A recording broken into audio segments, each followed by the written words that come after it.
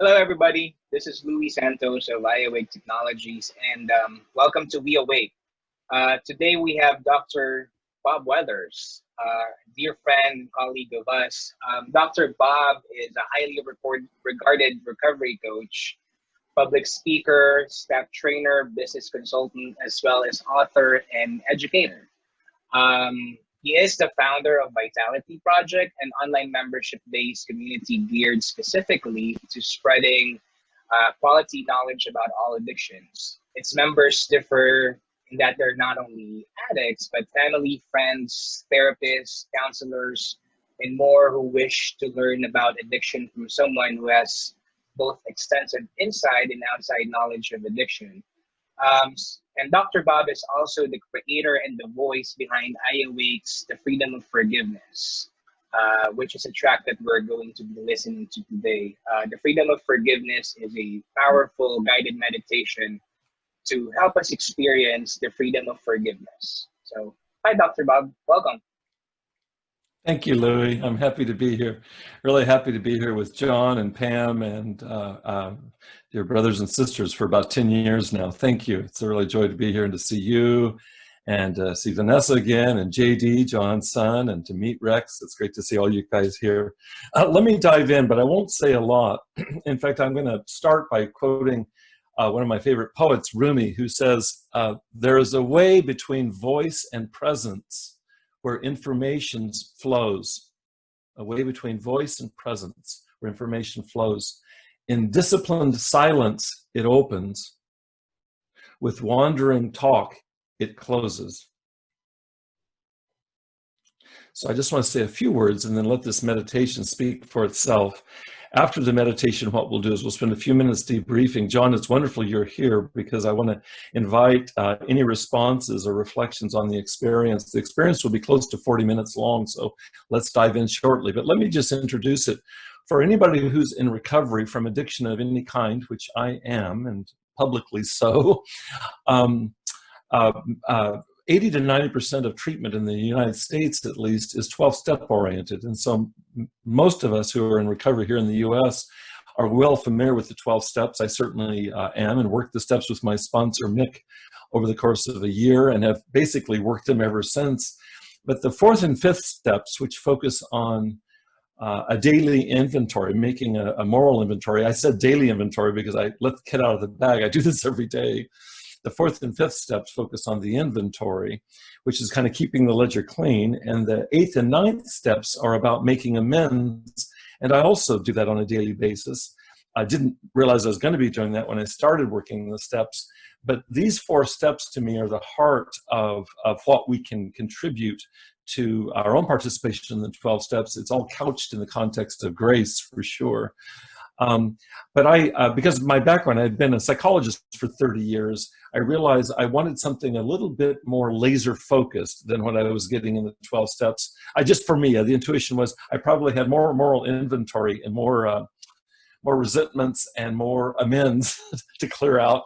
And so I got engaged in another organization and continued over the years, Refuge Recovery, which is a mindfulness-based recovery, which plots me very close to what John and Pam have created here with iAwake and all of you participate in. Meditation has been a very important part of my recovery for sure. And I learned the meditation I'm going to share with you. I want to give credit to whom credit is due. I learned it from Noah Levine, who's the founder of Refuge Recovery, and one of his lieutenants, Michael Haas, and had weekend workshops with them very early on in recovery. Took this particular meditation and ran with it, and it's kind of been modified and honed over the years to where it fits for me. I would ask for anybody that finds this meditation today meaningful to do the same thing for yourself. It's like to customize it to fit you. But what you'll be hearing in this recording is my speaking from what I know by heart. John knows this. The day that I recorded this, I had to find a quiet place. I don't live in a recording studio. So I went in my closet, literally at home, a little tiny closet, John. I couldn't even turn around, brought a chair in there, closed the door. It was dark, pitch dark, closed my eyes. And what you hear is first thought, best thought. It's literally what came from my heart. That's a little bit of a misnomer because I've practiced this every day or virtually every day for close to 10 years now. So by that time you should know something by heart, right? But so what you'll hear is my voice in a closet speaking this meditation through. The meditation here is about 40 minutes long. I practice it every morning as part of a longer meditation, and I just want to give anybody encouragement that's a little bit worried about spending that much time every day. It takes me 5 minutes. I spend 5 minutes every morning doing this forgiveness practice. It's embedded in a much longer meditation. It's the most important pivot point of my daily meditation. I can vouch for that, and I'll say more about that after the meditation. I just want to say a word about the music, and then we'll dive in. And also one caveat. The music is supplied by Doug Prater, who's an associate of John and Pam's and an incredible musical artist. I meditate to Doug's compositions as well as Nadja's compositions, thanks to meeting her last year at your house, John. I meditate every morning to WeAwake tracks, and I believe that they're a very important constituent part of this. They're the part that glue the words together. So I really want to vouch for the effectiveness of John's WeAwake technology in my own experience in the last 10 years. I can't even separate my meditations from the music tracks, the binaural beats, etc. And so the music here has been expertly refined by Doug, and it includes binaural beats, isochronic beats, a whole bunch of stuff going on, and you guys will hear this. So if my words get boring or distracting, just focus on Doug's music. He'll get you there. One final caveat, and then we dive in, and that is this. Because of my background in psychology, I'm well familiar with the psychology of forgiveness. There's a tremendous literature on forgiveness. And I learned this at the feet of probably the world's expert on forgiveness, as a psychologist back in Virginia, Everett Worthington. And he taught me to make a distinction between forgiveness and reconciliation. And it's a critical distinction, is that what we're going to do here is work on forgiving others, asking for forgiveness from others, and forgiving ourselves. So I've kind of laid out where we're going to be going in this meditation.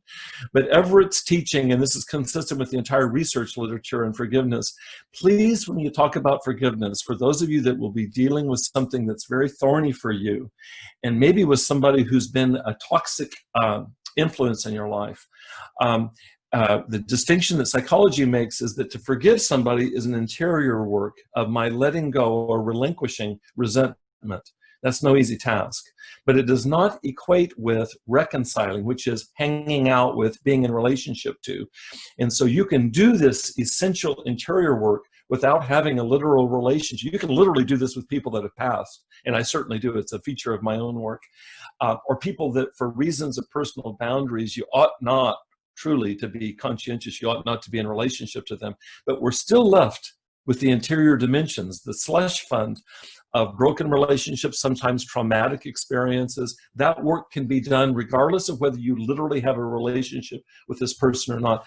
This comes up all the time when I lead this meditation. People will get freaked out. They think, do I have to actually go and be with this person in my life? No, it's not at all implied. If you can do that, consider that a boon. But if you can't, please understand that this meditation will be the boon that may help to free you from the burden of non-forgiveness, of resentment. So there we have it. That's the introduction. I think we should dive into the meditation now, if you all are open, and we'll definitely debrief for 5 or 10 minutes afterwards. And I'll be very interested in people, anybody sharing their experience with me. Plus, I'll have a few concluding comments just to help kind of provide a postscript.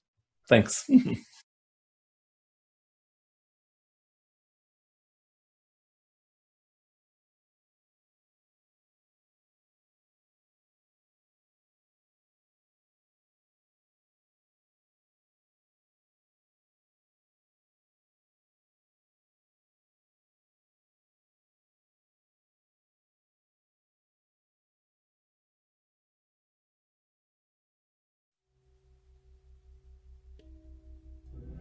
I'd like to welcome you to an exercise in self-compassion. We'll be utilizing forgiveness practice based in mindfulness meditation. I've been in recovery for the last many years from addiction. That may be your experience, it may not be. But what I do want to say is that in these last 10 years of committed recovery, I've employed as many different approaches to healing as I know. 12-step support programs, to therapy, to reading, to other forms of support, all kinds of groups, education.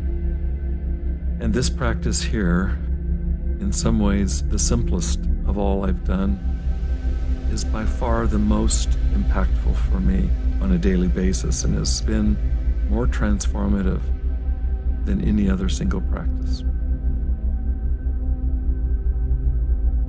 There's a lot of emphasis in recovery work to focus on healing the shadow, those unconscious parts of ourselves that we just soon not look at and surely wouldn't want others to know about. To me, this forgiveness practice is like a surgeon's scalpel.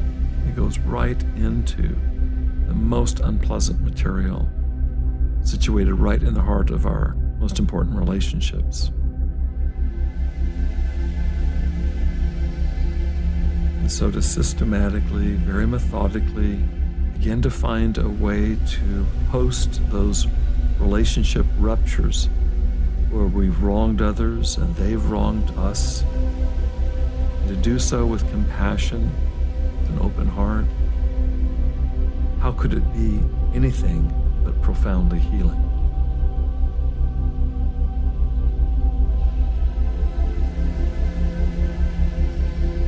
I encourage you to take these instructions and modify them to fit your own psyche, your own self.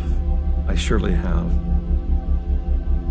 The tips come straight out of my own experience from years of practicing this. It continues to morph and modify. It can be helpful to start with relationships and situations that are manageable, and then to deepen over time and with more of a sense of skill and comfort, to deepen into even some of the darkest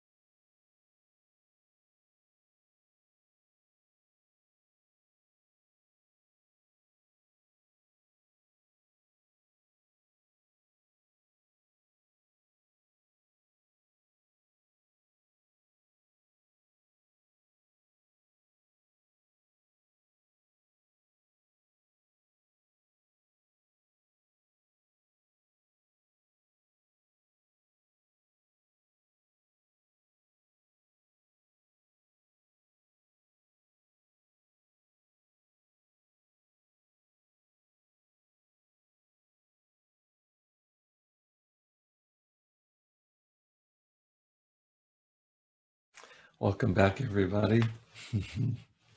Such a pleasure to practice this with all of you. Most of you I know well. John, you're my brother. It's wonderful. It's really beautiful to practice with you. When Vanessa invited us to have a Dharma talk, another phrase came to mind. How about if we have a Dharma dialogue? Okay. I'm happy to inject some other reflections, but I'd rather start by asking, as soon as you're able to be verbal, any experiences? I'd love to root our conversation in your experience of this meditation right now, and then we'll just weave in other supplements as we go. So I open the floor to all of my Dharma dialogue buddies. Thank you, Dr. Bob.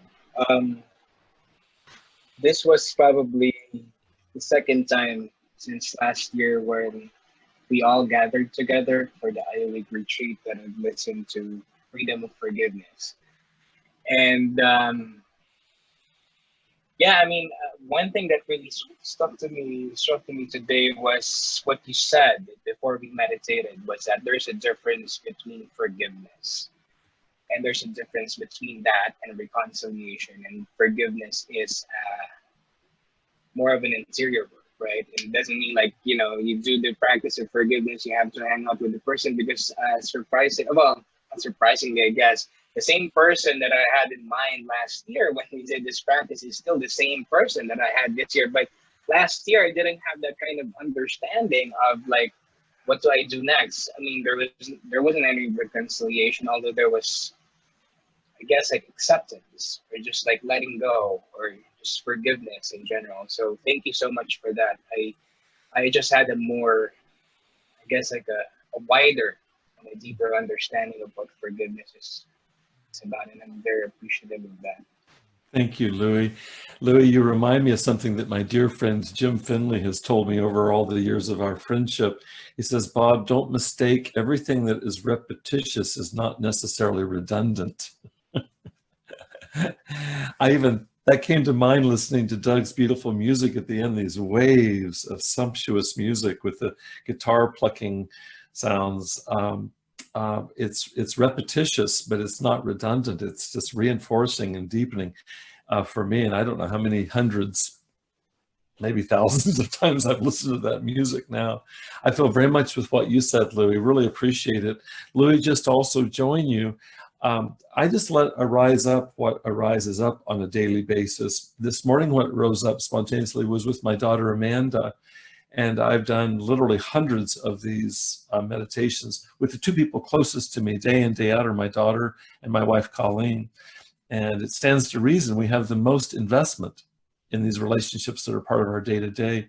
And so with both of them, I've visited them again and again and again. And you could say from the outside, well, that seems redundant. It's not the least bit redundant, just like what you said, because there's a deepening. I used that image earlier of a kind of a deepening spiral. It welled up inside of me to spend time with Amanda around things that happened now in the distant past, but a very significant period of her late adolescence and early adulthood was my deepening into increasingly severe addiction. And it opened up into a new level today that I've never visited before. And I visited Amanda literally, I think, hundreds of times over these last few years. So really appreciative of what you said, Louis. I'm grateful that was your experience. And I vouch for the fact that it was my experience as well. Yeah, thank you. Thank you. Yeah, yeah, yeah. Other thoughts or reflections? Anyone else?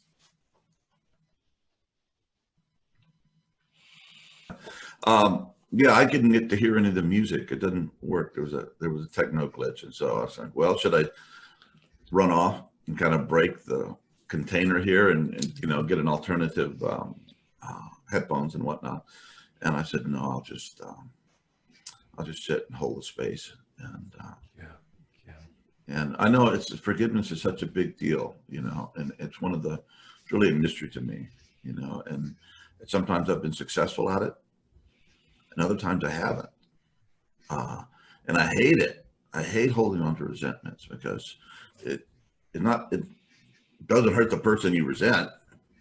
It hurts you, and it keeps you from being the person that you feel you should be. And so I've been working with that a lot, and over the years, and sometimes there seems to be some kind of grace that happens, and then there's the dynamics of it. It seems that these resentments are just really contracted, solid things, in my psyche and my soul that I kind of have to, practice around. And I don't know any quick techniques besides being aware of them and trying every trick in my basket. I've got a few. I've been practicing for many years, but yeah. So I guess I would, like Paul said, they're a thorn in the flesh for me. Yeah. And they just keep me in the place of sadness around it, and realize that we're all working on our stuff and we're all in this together. And if there's some perfectly squared away people on the planet, God bless you. I'd like to meet you someday. So, John, let me respond to you. May I do that? Sure. Yeah, John and I are both come from deeply, deeply Christian roots in terms of our faith journey across a lifetime. And I love this about you, John. It's a connection that I have with you. And, you know, when I was studying ancient Greek in order to study the Christian New Testament, this is 40 years ago where I studied it. Their word for perfect, I loved your using the term squared away. The Greek's term for perfect is teleos, and teleos doesn't have the same connotation that we have in English. When I ask people nowadays, what do you think of in contemporary English, what does the word perfect connote? And most people will say without blemish, without mistake, without fault. And that's really how we use it. It's perfect is squared away, as John said. That's not at all the ancient Greeks' understanding of teleos, which is the word that's translated in the Christian New Testament as perfect. Jesus says, "Be ye perfect as I am perfect." He uses the word that's translated in ancient Greek is teleos. And teleos in the ancient Greek sense meant to be complete or to be whole, which means to be all your parts. We are many. It's to be all of those parts. And so I'm going to take John, because I know you so well, John.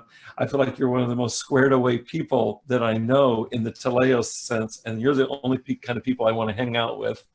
So those that don't have any relationship to their shadow, don't have any relationship, as Jesus was the man of sorrows, don't have any relationship to their sorrows, I have just less interest because there's less of a person to relate to.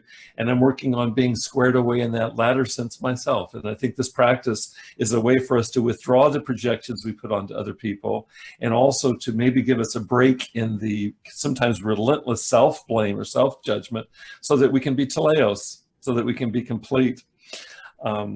Let me say another word that came to me, John, as I was listening to you and thinking of something. I wouldn't have thought to say it if you hadn't spoken, so thank you. It's all the more amazing to me, John, that you stayed here and held this space. God bless you. That's beautiful. Yeah, I just want to weep. That's such integrity to me, and that's who you are to me, John. In the forgiveness literature within psychology, there's a distinction that's made. It's a really critical distinction between cognitive forgiveness on the one hand and emotional forgiveness on the other. And John, you just spoke to this, is that I can do some kind of mental shuck and jive and probably kind of some stoic distancing and say, I forgive somebody who's hurt me, and not feel it in my heart at all. And you notice in the meditation, even now that I kept talking about heart knowledge, this is a heart exercise as much. It does involve cognition. I'm not demonizing cognition, but cognition without being rooted in our hearts and our bodies and our beings is so incredibly partial, and that doesn't equal the kind of forgiveness we're aiming for here. And so I grew up with this idea of forgive and forget. Maybe you guys did too. Can I just go on record to say that that's BS? What we're talking about here is forgive and remember. And notice, and John, you said it rightly, this stuff is hard.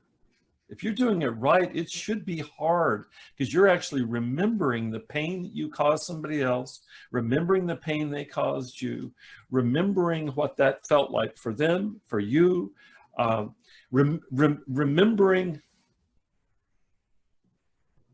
remembering the broken context that led to their doing what they did. Remembering the broken context that leads us to do things that make us less than who we are, make us less than teleos. And so forgive and remember is a far harder task, in my opinion, than forgive and forget. So this is an exercise about forgiving and remembering. John, you remember this from Kim Wilber's writings, where he cites Voltaire during the time of the French Revolution. And what was the battle cry? Remember the cruelties. I think of that oftentimes with this. This is remember the cruelties that we've caused others, most oftentimes inadvertently, but it doesn't matter. We cause each other pain. I use that phrase, we step on each other's toes. It's usually accidental. Who walks around to do that on purpose? A small minority of human beings do that, but we do it inevitably because we're in reactive mode. We're not teleos. We're scapegoating other people. We're an eye for an eye, you know, what psychology calls the Talion response. I want to hurt you to get even with. That makes us human. And so can we hold that? Can we remember that context, and then find forgiveness? Now that's the pudding. You can tell I'm passionate about this. I care so much about this. Let me say a couple of other things about this. John, you and I spoke yesterday, and you invited me to share this, and I'll be very brief right now, but I want it to be suggestive, and that is even though for this exercise, in the first several years, when I went through the 12 steps, my sponsor helped me. We limited my list of to ask forgiveness from, to make amends to. We limited it to just around 100. And just go on record to tell you that took me a year, and it was very arbitrary. It could have been 1,000. It could have been 1,000,000 if I was more conscious, but it was 100. So the first several years, I just kept working this 100 people. So my initial work was around asking for forgiveness, granting forgiveness, accepting forgiveness for myself. But as I was sharing with you yesterday, John, it's evolved in the last year or two to where this is almost exclusively what I do. And I guess this is more advanced. I don't know, maybe it just took me a while to get to where I could get this. Is this point, I also work on myself in terms of free parts of myself. And I don't think I have right now to go in other than to reference that this is based very much in my studies of Carl Jung, who's right here sitting next to me. I don't know if you can see, this is dear Dr. Jung.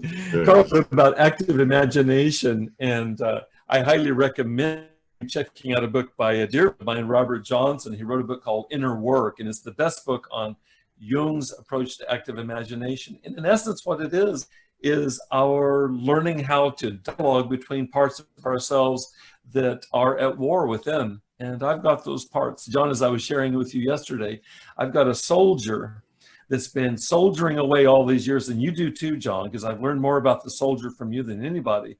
He's the one with it. And I've got a monk inside who's holy and spiritual and all that groovy stuff. And the monk has given the soldier scant recognition. And the soldier has been working his booty off in the trenches all these years, and they have got to develop more dialogue. And so they are these days, these years.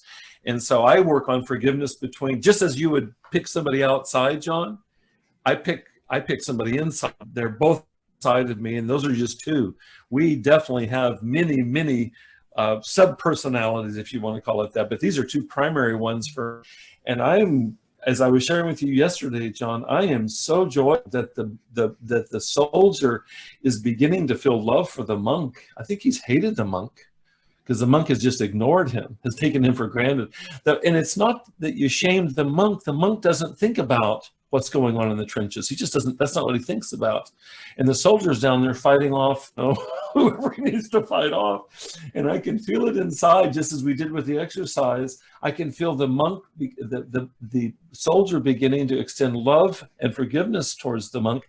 He's actually beginning to be more peaceful. He's actually willing to kind of join arms with the monk and to experience and enjoy. That's completely a function forgiveness practice, and learn that from early on. I didn't learn it when I was trained in this, but it's just one of those things, like I was saying, this thing morphs and evolves. Louis, as for you, your own practice has morphed and evolved in the last year or two since we last met. So for me, after 10 years of this, it continues to recreate itself. And so I want to just bookend is that if you have a lack of people outside that you want to work stuff out with, just go inside, right, John? Just go inside, because we are peopled by me inside. I think one comment right now, I just want to be sure to get this in while we still have time, and then I'll open it up if there's any final comments from anybody else, is that I mentioned in the video, I actually mentioned, or in the audio, I mentioned beforehand, this is by far, and John, I mentioned this to you yesterday, this has far been the single most beneficial tool for me in recovery from severe addiction of all. And I've exercised every possible resource. Many of those I've learned from you, John. And I realize that it's idiosyncratic. Maybe I had more to forgive inside myself than most people. And I certainly had lots of resentments that I had to work out. If it wasn't towards myself, it was towards others. And I'll do a lifetime. I'll do this for the rest of my life. I'm fully convinced it's got so much momentum. There's so much traction on a daily basis. There's not a time when I submit myself to this practice with integrity, that I'm not rewarded hugely. There's not a time. It's like it's like you and I play music. There's not a bad time I play music. It's not like that was bad. Well, it's like this with forgiveness practice. Every time I do it, God grants me grace. And there's abundance in this every single time. And so I fully believe in this. And I want to say a word about why I see it as beneficial. In the realm of recovery from addiction, 1/4 of us are addicted to substance. 90% of us acknowledge that we have at least one behavioral addiction. So we're talking about enslavement in terms of how we humans incline towards enslavement, which is just the root understanding of addiction. The Latin word for addiction, addictus means slave. So to be enslaved is to be human, and we want to be liberated. We want to be liberated. That makes this universal. And so in terms of triggers for relapse to addictive behaviors, whether it be to substance or all of the other compulsive self-defeating things, even attitudes that we get locked into, the _1 trigger is stress. I know this from psychology. You measure people's cortisol and adrenaline levels, and that's that's people relapse because they cannot barbecue in their own adrenaline. They'll self-medicate. We'll self-medicate. The _1 most stressful human emotion, most people think it's anger. That's not it. It's not anger. It's not fear. It's not sadness. The _1 most stressful emotion measured by increases in cortisol is shame. Call it shame, call it self-blame, call it self-condemnation, self-judgment. And so if we can find a way to substitute for self-judgment, self-compassion, the opposite of shame is self-compassion. Here's an exercise that's like a laser beam, literally like a surgeon's scalpel, like I said, that goes right into self-judgment. And over time, we can be healed. With God's grace, we can be healed. And so the strongest argument I can see for myself, again, this is personal to me, why this has been so doggone beneficial is that that arena of my psyche that would drive me towards addiction, it needs to be excised surgically, and this is the surgeon's scalpel to do that. And over time, John, I've talked to you about this before. Louis, last year I talked about this in our group. When I got into recovery 10 years ago, which is not that long ago, I think I was 90% shame prone, which meant I felt like shit about myself. I assumed that you saw me the same way I saw myself. I couldn't get out of that. It was the worst thing ever. I'd never experienced it, and I couldn't get out of it. Well, it's 10 years later, which is not that long in terms of the stream of one's life's evolution. 10 years later, I am 10% shame prone, and I kid you not. And I want to keep it real in the spirit of teleos, is that if somebody wants to shame me, they can do that. This weekend, I had somebody troll me online through the Vitality Project. They said something really cruel to me, and it just, I'm sensitive, John. I got up on Sunday morning to this shit, and it really affected me. And so I went that morning, I swam, I practiced it. I didn't get over it. It wasn't some magic bullet. That afternoon, my partner wrote to this person. This person responded with even more vitriol. They threw acid on me. And I went in the shower after swimming. I went in the shower and I was sitting with this, and I allowed myself to hate this person. I just allowed that to come through. I told this person to go F themselves in my mind, really, and just allowed myself to feel that. That doesn't come easily for me. Hurt comes first. I get hurt, but I don't get angry. But what happened within a few minutes, by the time I got out of the shower, before I was out of the shower, what came through was compassion for this person. It's like whatever I do, however I speak about addiction and recovery, it must have thrown her off balance in terms of what works for her. I would never intend that. That's never my intention. I'm not intending to reach out to her. I'm intending to reach out to people that the answer for her isn't the answer for them. That's my demographic. And I have to accept that, just as Christ had to do this. There are people he pissed off. Anybody that has a message is intending to bring a prophetic message is going to offend somebody. Well, I did that. So don't take it personally, Bob. Extend grace to her and extend grace to myself. And so I moved from go F herself to compassion for her and compassion for myself. That happened in 5 minutes, just allowing myself to feel teleos. And that's completely a function of this practice. 10 years ago, I would have gotten lost in that, gone down a sinkhole, and it would have taken me days or weeks to get out of that. And it was gone literally within 5 minutes. And that is completely, in my view, the universe's kind grace and generosity. But this is a practice that opens up those portals. We don't invent self-compassion. That comes from the heavens. And this is a way to open up that energy to ourselves. And so I heartily recommend it to anybody that has ears to hear what we're talking about. And if you begin engaging this practice, know that you'll be joining me every day, because I'm going to do this till the day I die. That's what I have to say. Any final comments from any of our participants today? You know, shout out to Doug. The music was great. And Bob, I just love your energy. Even though, you know, I could see where this practice could be tough. It was so nice just to listen to what you had to say before and after. Thank you so much for being here. Really Thank you, JD. Thank you, Blessing. Thank you. Thank you for that. I appreciate it. And absolutely, the music. You know, in fact, I have to tell you guys, because I do this with a beginner's mind. I mean, you have to do it. Back to you, Louis. If you come in saying, "Well, I've already been there, done that," then you're kind of sunk right from the beginning. No, you haven't been there and done that, because this continues to reinvent itself. I felt that way today, JD, with Doug's music. There were new elements of Doug's music. It becomes a nonverbal vehicle that carries the words of this meditation, what's going on internally. So those last 5 minutes or so of just, John, the last 5 minutes are just pure music.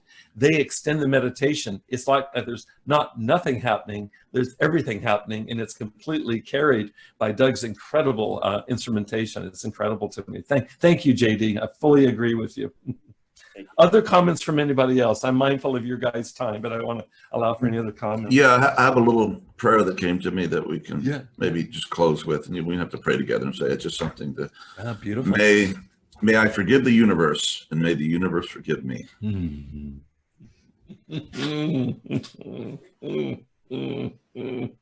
Beautiful. Thank you all so much. Thank you, John, JD, Rex, Louis, Vanessa. Thank you all for hosting this. I hope it's of service to some of you. If any of you are interested to join me, I'm at vitalityproject.life. You can go to that and find out more about me. I'm Bob Weathers. I'm honored to be here with you, Brother John. You're a dear soul in my life, and I've learned so much from you. We'll continue to do so. Love you, Bob. Thank you. Love you too. Bye-bye, everybody. Bye-bye.